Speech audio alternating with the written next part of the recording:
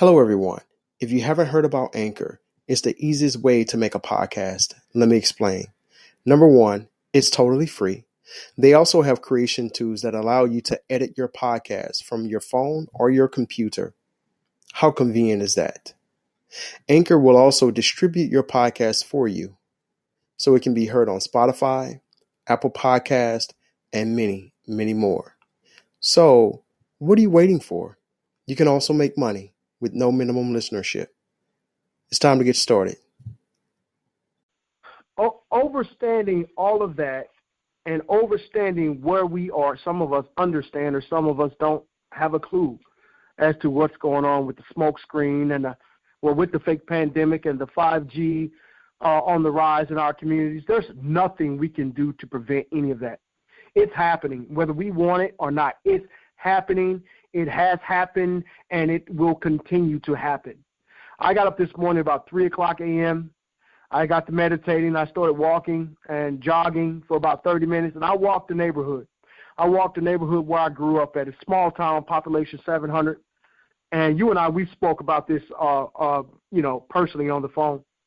And I was paying attention to the lights, and I was paying attention to the 5G towers that are in the town that I grew up in. And I just find it interesting how what's going on with the government, right?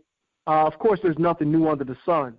And if we think that they're going to change their colors, they're not. They're going to present their hand to you, and they're going to continue laying out their plan according to their plans, right? So there's nothing we can do about the 5G in our neighborhoods. There's nothing we could do about those towers.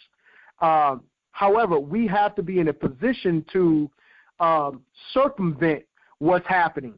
How do we protect ourselves? How do we protect ourselves from the EMF, the electromagnetic waves and frequencies? We have to protect our spirituality. We have to protect our health, right? We have to go back to what our ancestors used to do and what some of us do now with saging and purifying our homes and our dwelling places and our temples. Because this is important when we are fighting the spiritual warfare. We have to equip ourselves with what I grew up in church understanding from what my mama and my grandmother had taught me, put on the breastplate of righteousness. I didn't understand what that was as a child, Baba. I didn't understand what that was. Now, as a young man, I understand, and I am learning that that breastplate of righteousness is real.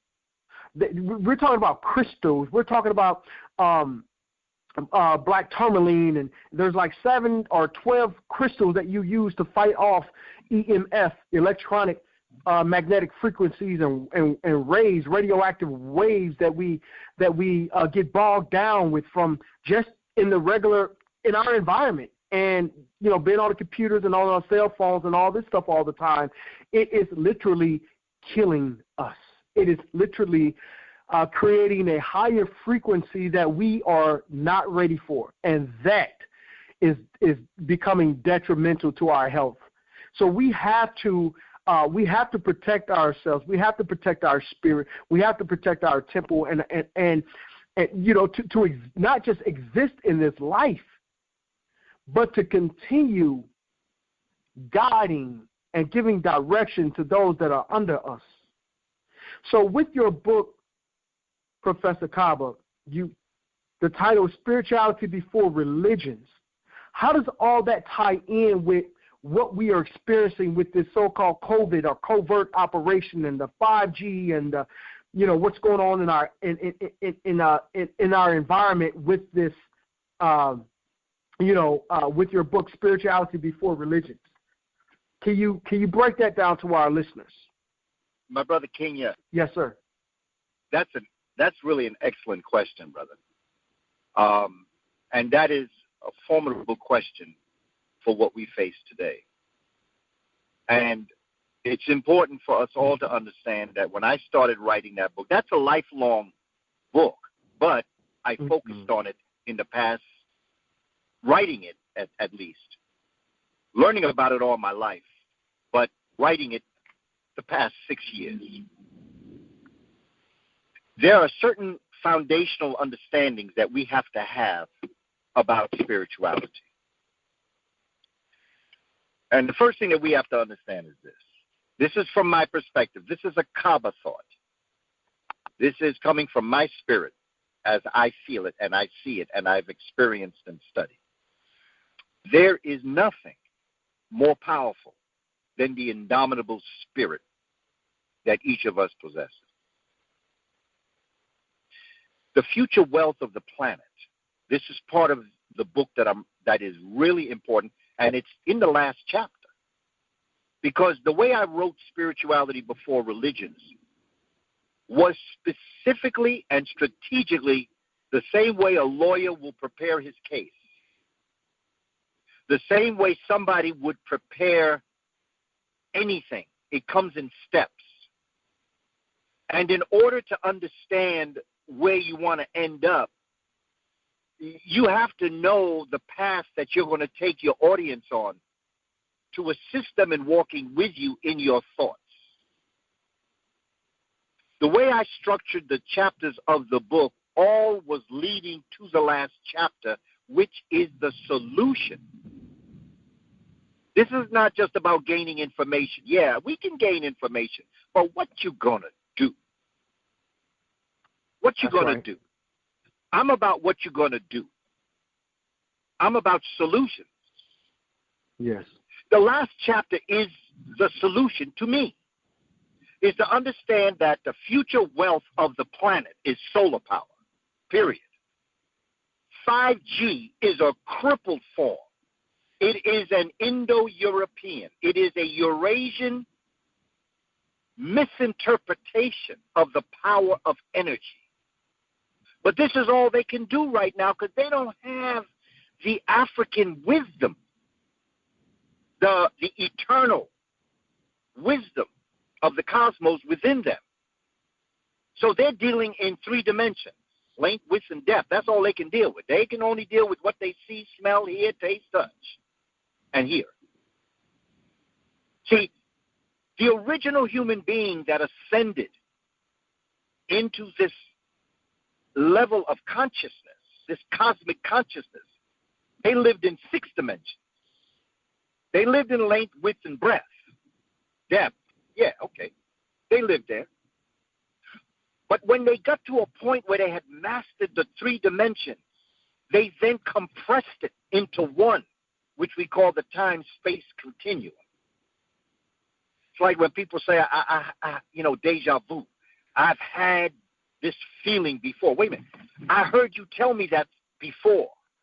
Somehow or other, I've experienced this before. Yes. And yeah, you have, because you were the one that wrote the book.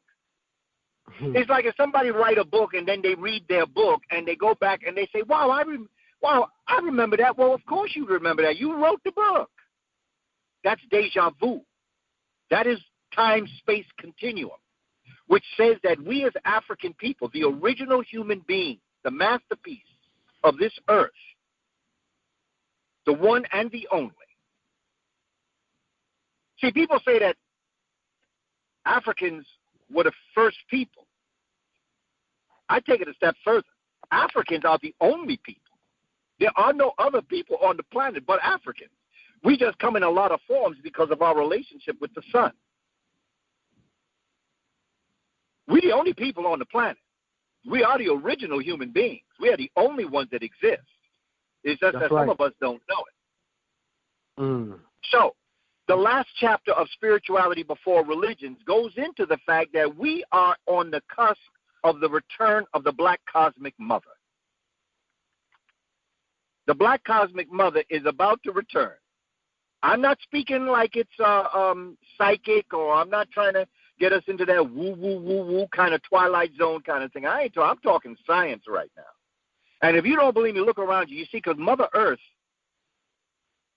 is like Mama, when we're in a house and the children are acting up and grandmama's going to come, mother's coming, the queen mother's coming, and the children are acting up, throwing stuff around, hitting each other, fighting each other, arguing.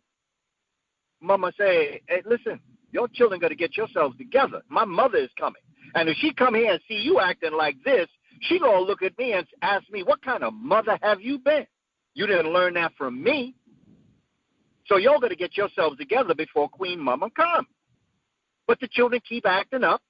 They're at war in Afghanistan. They're putting their knees in people's necks, and they're disrespecting their women, the feminine principle, and they're killing each other. And Mother Earth is saying, yo, you got to get yourselves together. My mother's coming. And they just keep on, and Mama say, don't make me get up out this chair. But the children keep on acting up, shooting each other, messing with each other, eating the wrong things, thinking the wrong thoughts. Mama get up out the chair. Without one bomb dropped, no shots fired, everybody around the world was put in their room for a timeout. Because this pandemic did not come from the outside in. This so-called COVID came from the inside out. What you're looking at, this virus that you're looking, and what did this virus give birth to? This virus gave birth to the original virus. Indo-European concepts of inferiority and security that we misnomer, we miscall, we misrepresent. We call white supremacy. Ain't nothing white and supreme. Those words don't go together. White folk ain't supreme. Say it again, Baba. Say it again. Okay, let's go through it. What we're experiencing, the reason why they got our neck, that their knee in our neck, is because they are afraid of our ascending if we stand up to be the men and women we were born to be. We have lived in a pandemic for 400 years. That's right. White folk are our virus. We have had to live through this for 400 years. We know the nasty virus that they have put upon us as a people. We all know it. But these are extraordinary, supernatural times. I'm not talking about no twilight supernatural or extraordinary. I am talking about a natural time we're living in that is extra. This, I hear nature talking to me. Nature is talking to us. And she is saying, children, get yourselves together. Perfect your craft. I did a 4-part webinar series on race war, which is another documentary I was in. I did a 4-part series. It took me a year to do this series. But webinar number 2, I talk about the evolution and the development of the Caucasoid. You have to understand who these people are. They're dying out. These were African peoples, the people we call Indo-European. You want to call them Eurasians, European Asians, whatever you want to call them, the people of the northern climate. These were African people, well-melanated, kinky hair, wide nose, thick-lipped people that migrated into the northern hemisphere, somewhere above the 51st parallel north. Dr. Sheikh Anta Diop does great work discussing these people in Civilizational Barbarism, his book. These Africans went into this area unbeknownst that within a couple of thousands of years, they would be impacted by what's called the worm glaciation, the worm ice age. And it came. It originated in Greenland and spanned out across the northern hemisphere, the Arctic cap. And it locked these Africans into the northern climate. First thing they did was put clothes on, same thing we do in winter, put clothes on and went indoors or caves. And over thousands of years, they lost their pigmentation, the texture of their hair changed, the width of their nose and all that changed because of their presence or lack of presence of the sun in their immediate environment. But they survived.